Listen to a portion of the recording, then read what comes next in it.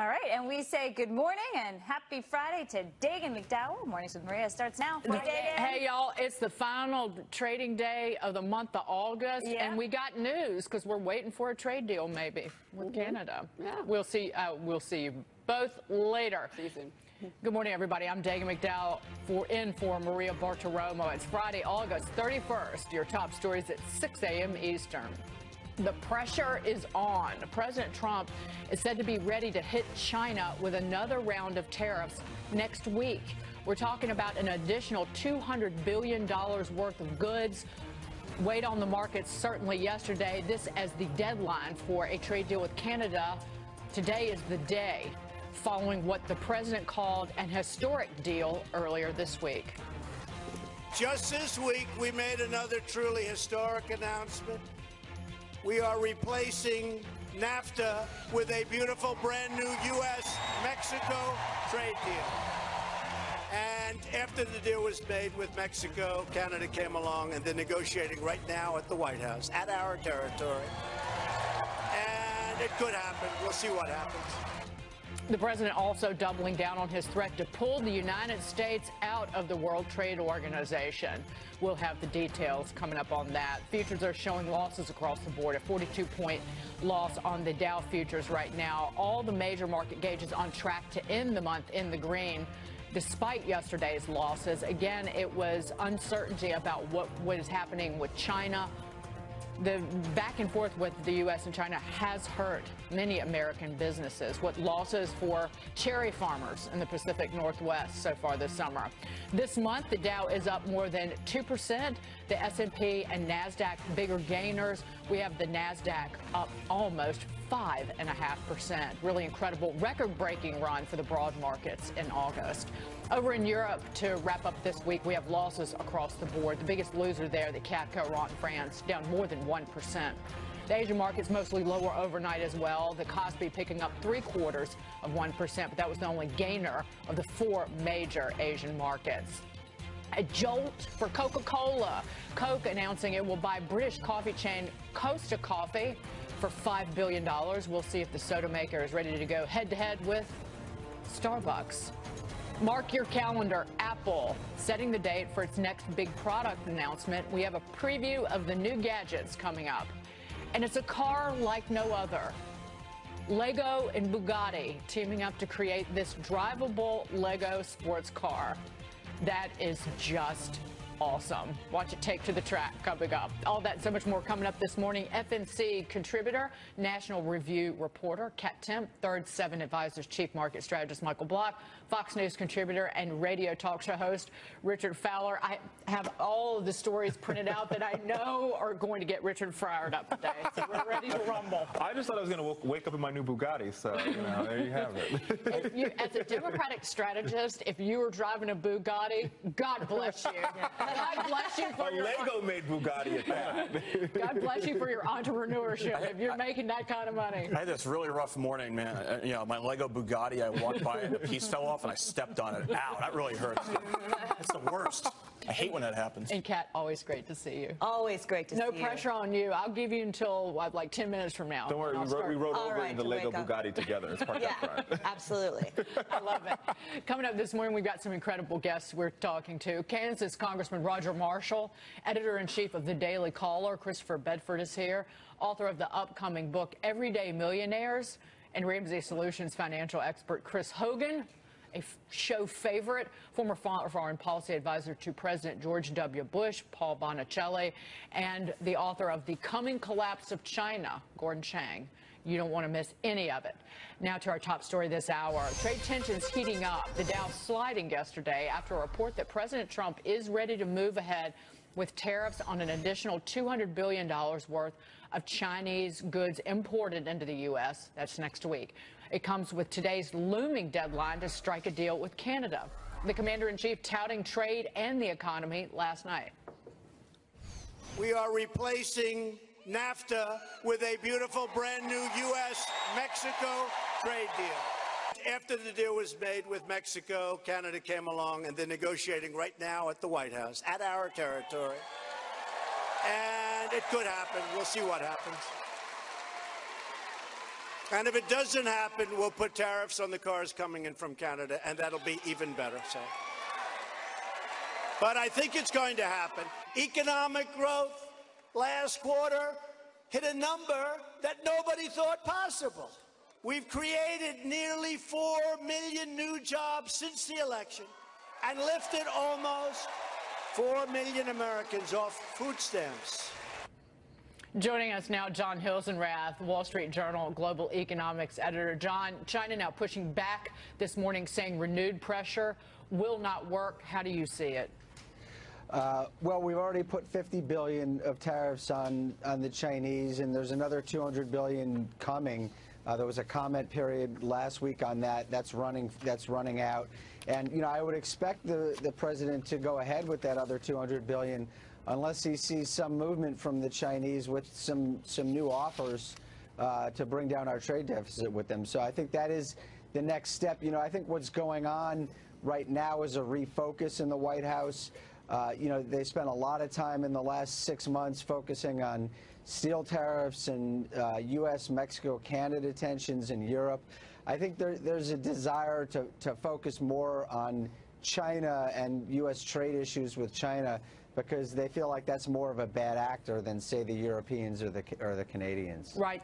Theft of intellectual property, as we've talked about, the forced surrender of technology, which is essentially a policy of the communist government there. It's run out of Beijing, essentially. Well, go ahead. And a lot of state support for favored industries, state subsidies, bank subsidies and such. So that, you know, there's a feeling that they've been tilting the playing field, you know, against a lot of American industries for a long time. Any sense of whether we do get this trade deal done with Canada? We were talking about it with you earlier in the week, that there are very few hurdles to overcome. There's the issue of dairy quotas and tariffs on Canada's side.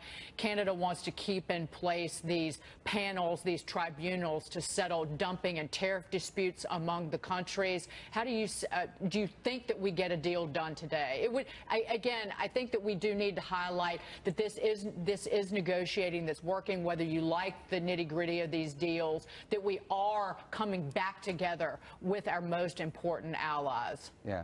Well, you know, all the signals that we're getting this week from the Canadians and from the White House is that they're moving pretty quickly towards some kind of agreement. If not today, then, you know, maybe at some point over the weekend. So, yeah, I mean, it does look like there's going to be an agreement. One thing to point out is, you know, this was a handshake deal that was done with the Mexicans early in the week.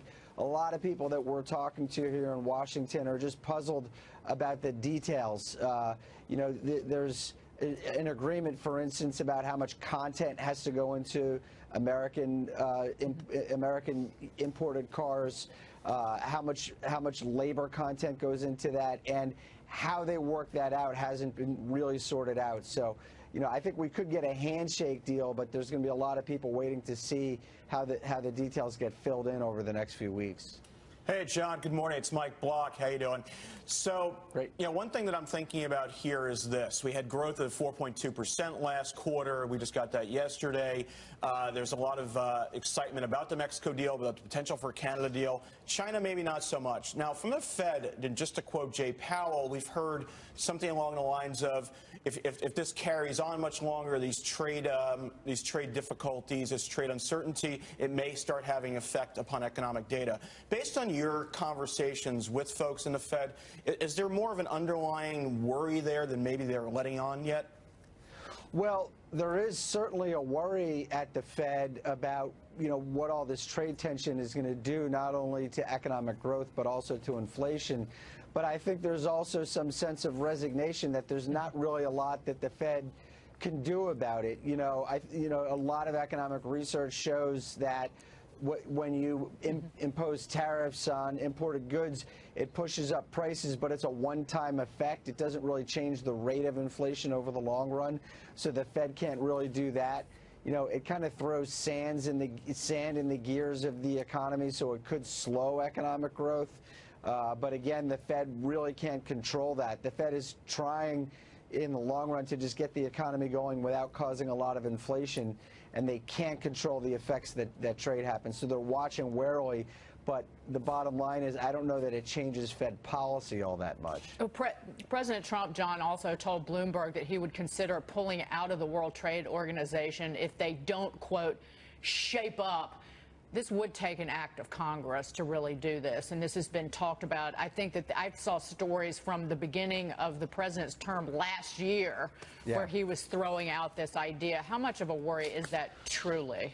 Well, so that's absolutely right, Dagen. They've been talking about this for a long time, and it would be a new front in the White House's trade offensive. I think right now the main focus is on turning the attention back to China. And, interestingly, one of the questions people have is whether the U.S. should be challenging China inside the WTO, whether we should be threatening to kick China out of the WTO for violating a lot of conventions within that organization and what their obligations are under that organization. Well, so, it's an interesting question. Do we pull our football away and leave ourselves, or do we try to challenge the Chinese within the confines of that organization? We know that this administration is pretty suspicious of international institutions, and that kind of embodies their suspicion.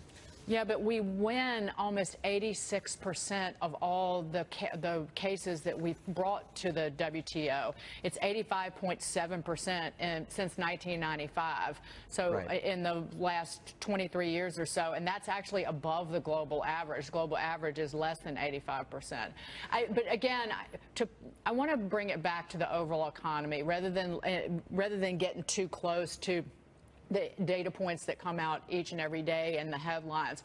John, the economy looks incredibly good right now, does it not? I've said this earlier, but in terms of overall growth, in terms of wage growth, in terms of consumer optimism, in terms of the job market, actually, even though July was weaker than expected, we have faster monthly average job growth this year than we even did last year in the first 7 months of the year. Tell me, can you see anything that looks bad?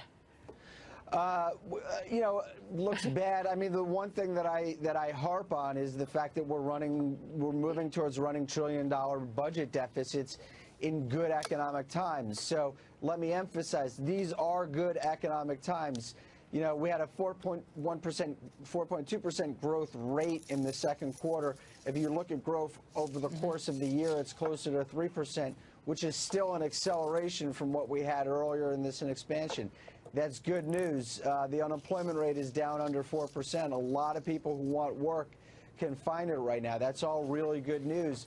The one worry, the one thing that I would emphasize is that during good economic times, you should be running your budget deficits lower. You should be stockpiling resources, and that's not what we're doing right now. In the late 90s, we had... But President Trump says he's going to eliminate pay raises for civilian federal employees next year.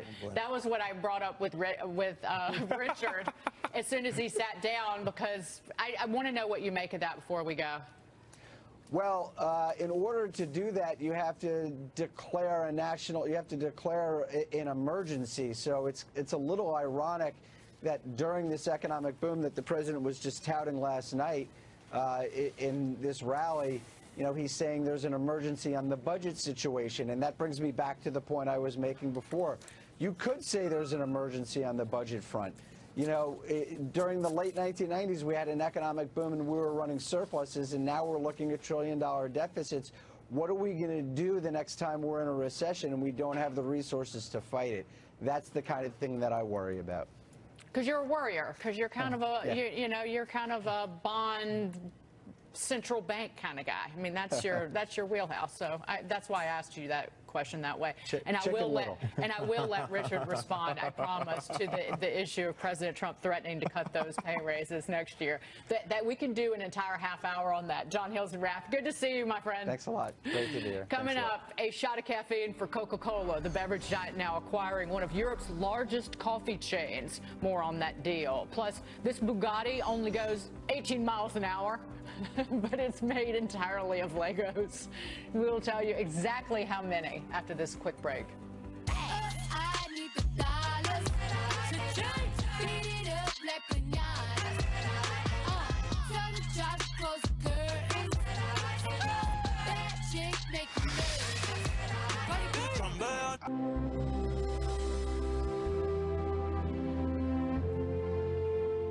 Memorial services for the late Senator John McCain getting underway in Washington today. He will lie in state at the Capitol. Cheryl Casone has the details about the service this morning. McCain, Cheryl, take it away. Dagen, good morning. Well, McCain will lie in state, as you said, at the Capitol Rotunda today. Yesterday, former Vice President Joe Biden delivered a tearful remembrance of his close friend at McCain's memorial service in Phoenix.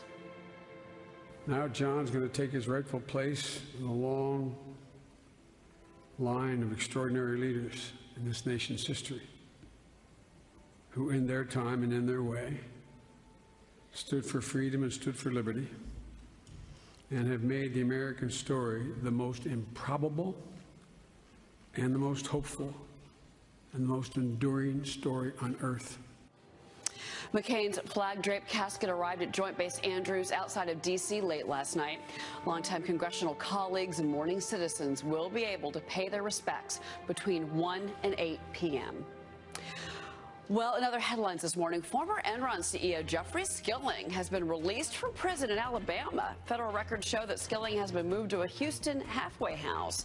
Back in 2006, he was sentenced to 24 years in prison for his role in the collapse of the energy company. A jury convicted Skilling of 19 counts of conspiracy, securities fraud, insider trading, and lying to auditors. His jail term was later reduced to 14 years. Well, Coca-Cola looking to inject some caffeine into its portfolio. The company is buying British coffee chain Costa for $5.1 billion from Britain's Whitbread. Costa is the world's second largest coffee chain, believe it or not, behind Starbucks. This is Coca-Cola's latest move away from soda into more healthy options and just frankly different businesses. Coca-Cola shares are higher in the pre-market by about 1% and change. And then finally, check this out, this life-sized drivable Bugatti Chiron, I think it's pronounced, is made out of 1 million Lego blocks. Its motor, which is also made of Legos, generates 5.3 horsepower, and this Lego Bugatti can drive up to 18 miles per hour.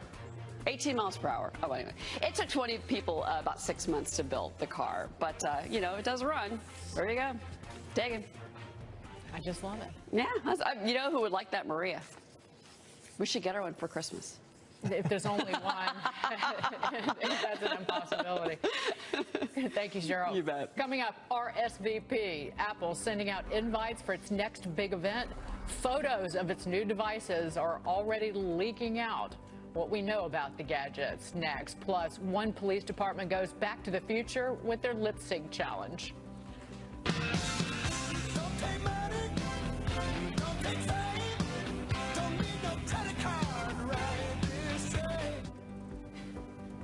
More of this incredible performance next.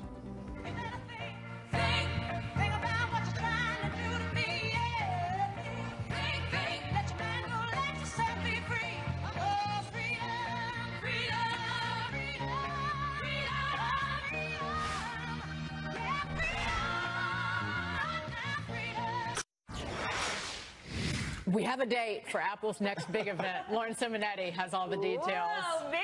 I didn't get the invite, but I know all about it. September 12th, there are going to be rumored to be 3 new Apple phones.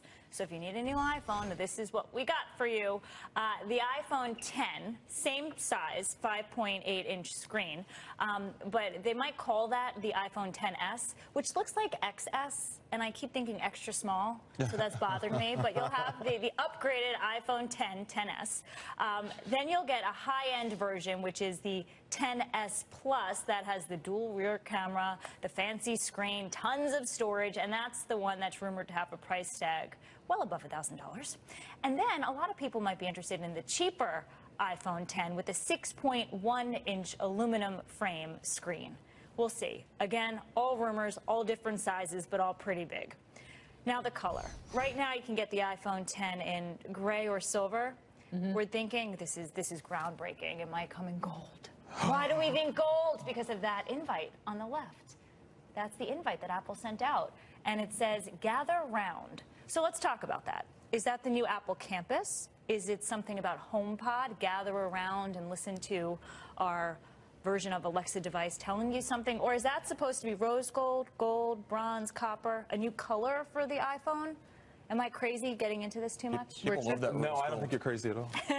I think I'm curious. Just a wee bit. I'm curious to see what they come out with next. That's going to be, new. During the break, we were talking about portrait mode on the camera, right? And I think that's one of the best features in the new iPhone. I don't have it, but. Will you upgrade to any of those phones I just told you about? It depends on the price. I don't upgrade unless I really have to upgrade, because they need to upgrade the Apple stores. Even if you make an appointment, you always have to wait forever at the Apple stores. I don't know if that's just in New York or not, but I find myself sitting there, just sitting on that little chair, waiting and waiting, and I'm like, you know what, this phone's fine. I have like a 7 and it works just fine. Yeah. All right. I buy that. What do you think? Are you gonna?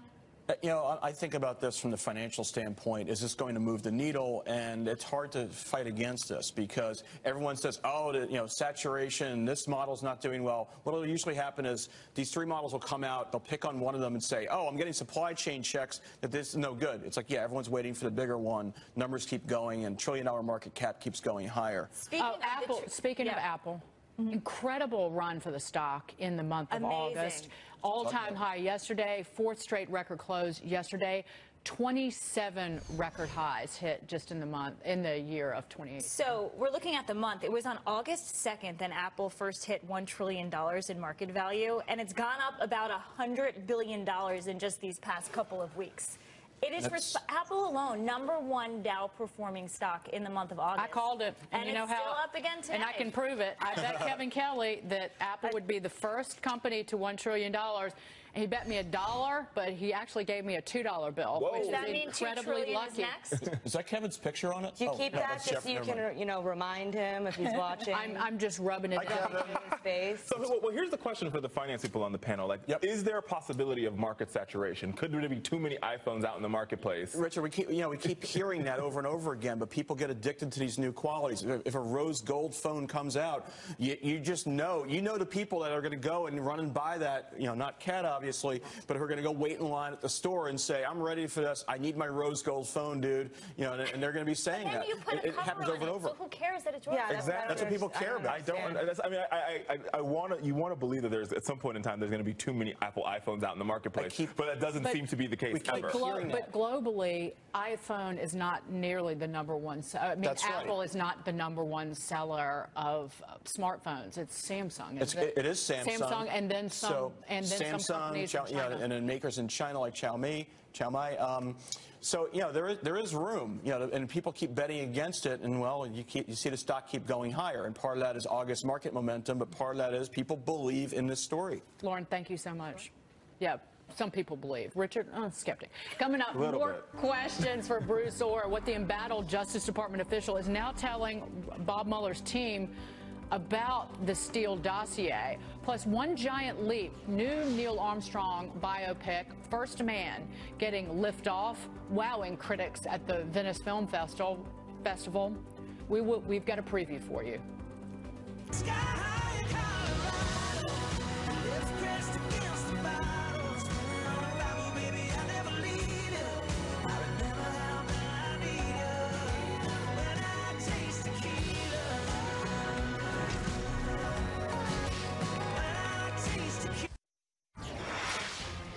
Good morning. I'm Dagen McDowell in for Maria Bartiromo. It's Friday, August 31st. Your top stories at 6:30 a.m. Eastern.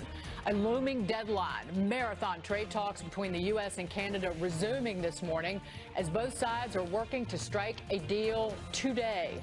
Checking the market action this morning, we have losses on the futures across the board. A 43-point loss on the Dow futures right now after a triple-digit decline on the blue chips yesterday that snapped a 4-day winning streak. But the Nasdaq is on pace for its best August in 18 years. It's up 5.5% thereabouts so far in August as we wrap up the month of trading today.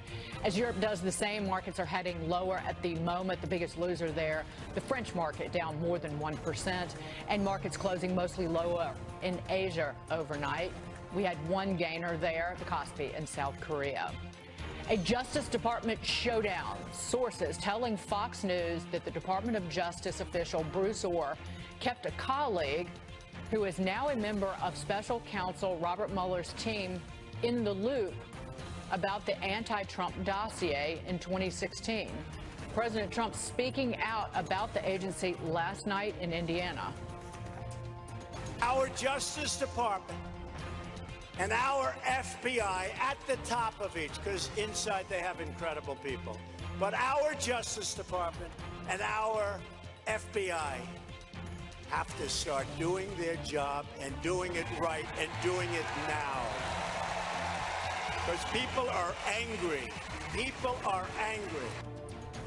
More details on the shocking revelations next. Horror on the highway. A tractor trailer crashing into a packed Greyhound bus, killing at least 7 people. The latest developments ahead. Plus, the popularity of yoga pants. Lululemon shares soaring following better than expected earnings. And where we're going, we don't need roads. More of the viral lip sync video created by police officers, inspired by Back to the Future. To our top story this half hour, President Trump not mincing words last night when it came to how he feels about the Justice Department and the FBI. Our Justice Department and our FBI have to start doing their job and doing it right and doing it now. Because people are angry. People are angry. At some point, if it doesn't straighten out properly, I want them to do their job. I will get involved, and I'll get in there if I have to. Disgraceful.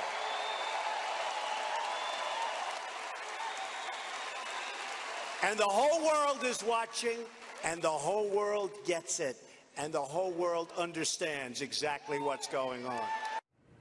This comes as Fox News is reporting Justice Department official Bruce Orr, who testified behind closed doors in front of a congressional panel earlier this week, was giving updates about the Steele dossier to a colleague who is now a top deputy on special counsel Robert Mueller's team. Here to discuss that and so much more about this, Daily Caller editor-in-chief Christopher Bedford. Christopher, what do you say?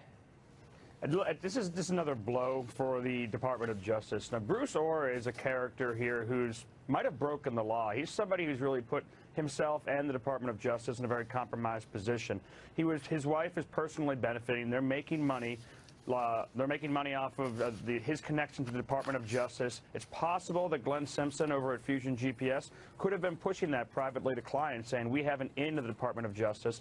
And if he did not have a waiver saying he was allowed to work on this despite his wife's connections to the firm, and it appears that he does not, if he doesn't have that waiver, then he potentially broke a federal law, and he's in serious trouble. Well, this is an issue that earlier this week that Byron York brought up, and the importance of these Republicans talking to Bruce Orr earlier this week, although this was not a public airing, a public hearing. But we deserve to know, broadly speaking, how high does this go up? So we know that Bruce Orr was talking to Christopher Steele, the former British spy who assembled this dossier, this unverified dossier that was paid for indirectly by the Clinton campaign. Who knew about it? How high did it go? Did higher-ranking officials know? So this reporting by Katherine Timpf over at Fox News, it raises another serious question about how far this went into not only the Justice Department, but Bruce Orr talking to the FBI even after the FBI cut Christopher Steele loose. He was a conduit, if you will, between Steele and the FBI after they had to cut him loose as an informant. Now, closed-door hearings obviously don't make for very good television since we can't roll the cameras in there, but it makes for good perjury charges because no one knows what everyone else is saying. The different witnesses don't have immediate notice of what the other witnesses are saying. So if you get Bruce Orr in there and you get Glenn Simpson in there and you get Steele in there if they're able to get him, then they're going to tell you different things, and they're going to contradict each other. When did they meet? When were they discussing? And who at the Department of Justice knew what, and when did they know it is going to be one of the most important questions. Did Rod Rosenstein know that he was working on this? And who gave Bruce Orr permission to work on this when everything says that he should have recused himself from this investigation? And the importance of this dossier, it comes down to it was used in part to get a FISA warrant to surveil an American citizen, Carter Page, who was part of the Trump campaign. And here's what Kimberly Strassel in the Wall Street Journal writes today, under her column Potomac Watch, what Bruce Orr told Congress. Kimberly Strassel says Mr. Orr revealed Tuesday he verbally warned the FBI that its source, Christopher Steele, had a credibility problem, alerting the Bureau to Steele's leanings and motives. He also informed the Bureau that his wife was working for Fusion and contributing to the dossier project.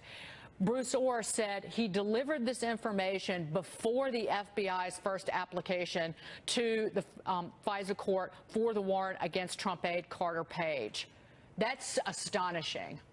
And then why would he still be involved in this? The Steele memo had problems from the beginning. One, it doesn't really pass the believability test. A lot of the things in there are so salacious and unverified, and the only thing that they've been able to verify so far is that Carter Page did indeed go to Russia. A lot of other things, even despite breathless CNN reporting that put Michael Cohen in Prague, he wasn't there. It's not been proven at any level. We have media outlets leaking it, and it's become this circular thing where the Steele would leak it to a media outlet, the media outlet would print it, the FBI would say, well, now we have two different sources saying this, let's go to the FISA court and let's open up warrants on U.S. citizens.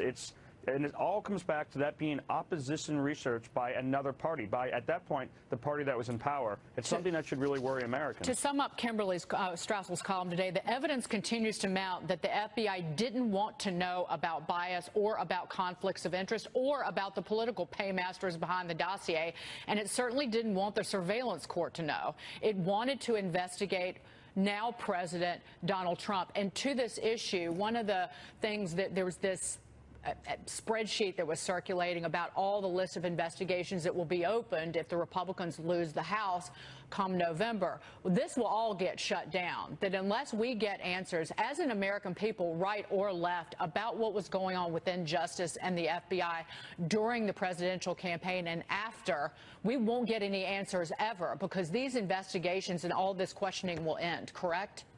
Correct, and Republican politicians aren't really getting that message across, I think, as well as they should to primary voters, to midterm voters that they need. That if they don't get these answers by November and Democrats take the House, they're not going to get any answers, and the chances of President Trump being impeached go up very high. But right now, all they want to talk about is the economy and taxes, which are not really huge motivating factors for midterm voters for the party base. They ought instead probably to be talking about the danger to their investigations and the danger of impeachment. Real quick, speaking of the midterms, President Trump said in an interview yesterday that he's going to keep Attorney General Jeff Sessions at his post at least until the midterms. The president said, in part, I just would love to have him do a great job. I'd love to have him look at the other side. I do question what Jeff is doing.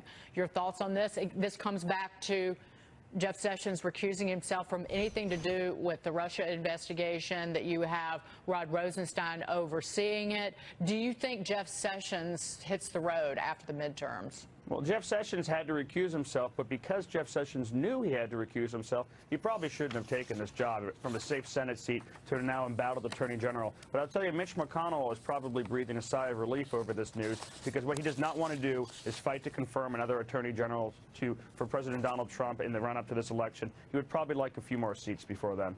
But I heard Senator Chuck Grassley, he softened his language in the last couple of weeks about opening the door to that, overseeing the Senate Judiciary Committee. But again, President Trump is using the midterm elections as kind of like the hurdle that he wants to get past before he makes any decisions about who's running justice.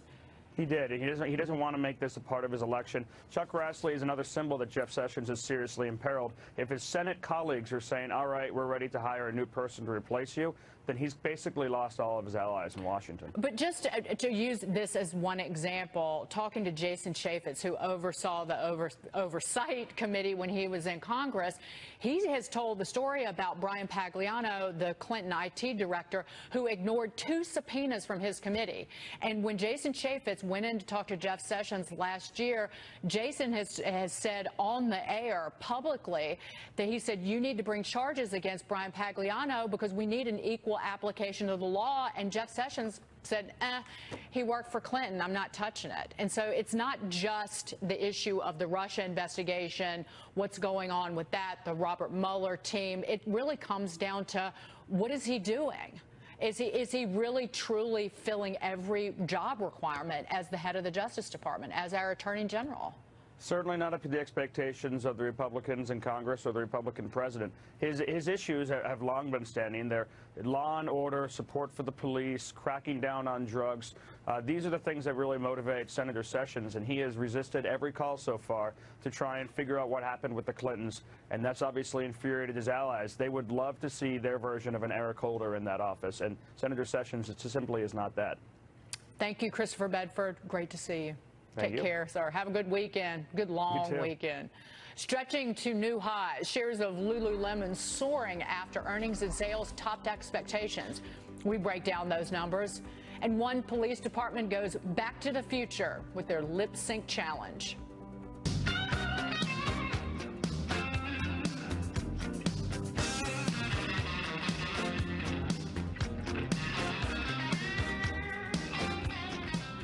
More of that awesome performance when we come back. I like me better when I'm with you. I knew from the first time. I stayed for a long time 'cause I like me better when I like me. The death toll rising after a horrific highway crash in New Mexico. Cheryl Casone has more. Cheryl. Well, Dagen, police say that 7 people are dead after a semi-truck collided head-on with a Greyhound bus near Albuquerque yesterday. The truck reportedly crossed the median into oncoming traffic after one of its tires blew.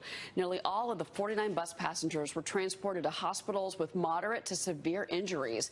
The NTSB is launching an investigation into that crash. Well, NBC News reportedly threatened Ronan Farrow in efforts to stop him from producing stories on disgraced Hollywood mogul Harvey Weinstein. The claim made by a former NBC News producer who worked with Farrow. The alleged threats were made with a series of phone calls to Farrow from the network's general counsel. NBC News is denying the allegations. Okay, shares of Lululemon Athletica are soaring in the pre-market right now. The stock rallying more than 10% after the company results beat the street's estimates with a quarterly profit that almost doubled from 1 year ago. Online sales jumping 48%, driven by a 200% jump in China. Lululemon also raising its outlook for the year. And then finally, we have another epic and pretty awesome lip-syncing challenge to bring you this Friday morning. These cops go back to the future in Oswego, New York, making a parody of the movie. Watch. That's the power of love.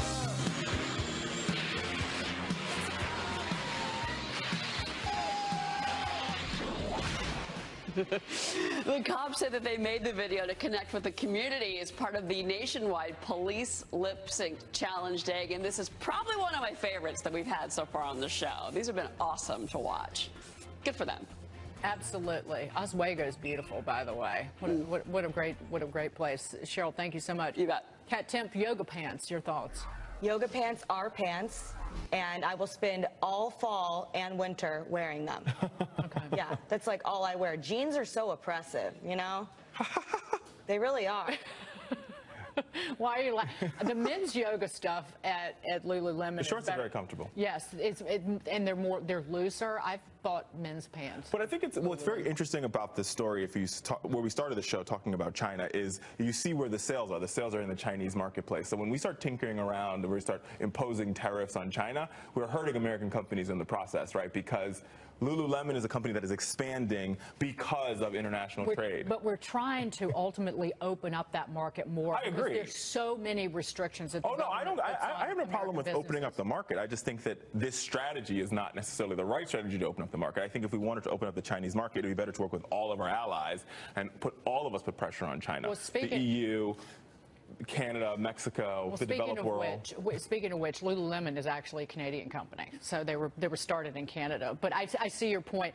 Problem is, China does so many nefarious things behind the scenes within the country, like even negative information campaigns. If they don't like a company, they will start spreading information in the state media. And listen, I think we've got to fix it, but I don't know if this strategy is the strategy to fix it, because I think the Chinese government is hell-bent on holding steady.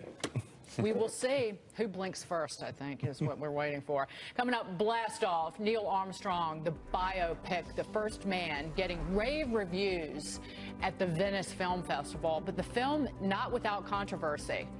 We have the details next.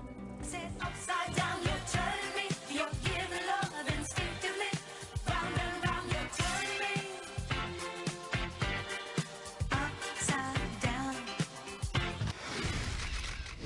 Movie theaters have had the best summer in 2 decades this year, shaking off last year's disappointing summer season. Signs of life despite Netflix. Ticket sales up 14%.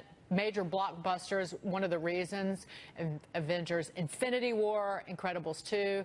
WBAI film critic Mike Sargent is here to break it down and look into the fall to see if this can continue. Hey, Mike. Hey, how are you? Well, I think there are a couple reasons why. I think part of it is, sort of the death of MoviePass. I think that impacted sales quite a bit. And I think good movies, if they're good movies, people will go. I mean, Netflix, HBO Now, all those networks, it's not that streaming's taking away, it's just that they were offering better content. I went to see movies that I felt like, wow, there's better stuff on Netflix than this, So TV's gotten so good that it takes something to get you out of the house. And it's blurry as heck if you try to stream a really good movie that you need to pay up and go to the movie theater for. I know what you mean. Because I stream everything just over my internet connection. It's pretty rough. Looking at this weekend and then into fall, what are some of the big movies that are coming? I think Creed 2. I think Predator, which is going to be interesting considering Shane Black, who wrote it, was in the original as an actor. I think Widows with Viola Davis. That's a great concept about, men who try a heist, they get killed, and then the widows decide they're going to finish the heist. That's a great idea. And I think Bohemian Rhapsody, I think that's going to be pretty big. That trailer for that looks good, but MoviePass isn't dead. It's being hurt. That it's suffering, but it's not out of business. I want to point that out. Beg to differ. I think that business model, they were you going to sell question it, but we have to be careful from a legal perspective. Oh, this company okay, is still operating. That's true. They're not dead. Yeah. Let's just say that AMC now, let's look at Napster. Okay, they set up something that somebody else was able to do better. So do you think that I think there's been a shift in how movies are done. Now movies are cultural experiences. I think movie houses have gotten it right. Instead of just having movies, they're like, we're going to create cultural experiences that attract audiences. Is that the reason people are going back to the theater? I think that's part of it. I think that I don't know that necessarily a studio says, okay, we're going to make a cultural experience, but I think when they start to open up and broaden what they do, it becomes, Black Panther and Crazy Rich Asians are cultural experiences. We've got 5 seconds. First man, Ryan Gosling as Neil Armstrong. Great word of mouth, right? I think it's going to be amazing. I think Damien Chazelle blows me away. I haven't been to the movies in years. Nothing could get me to the movies. Have a cultural experience, Kat. Thank you. It's about culture. Mike Sargent, thank you so much. Still ahead. No raises for government workers, we debate.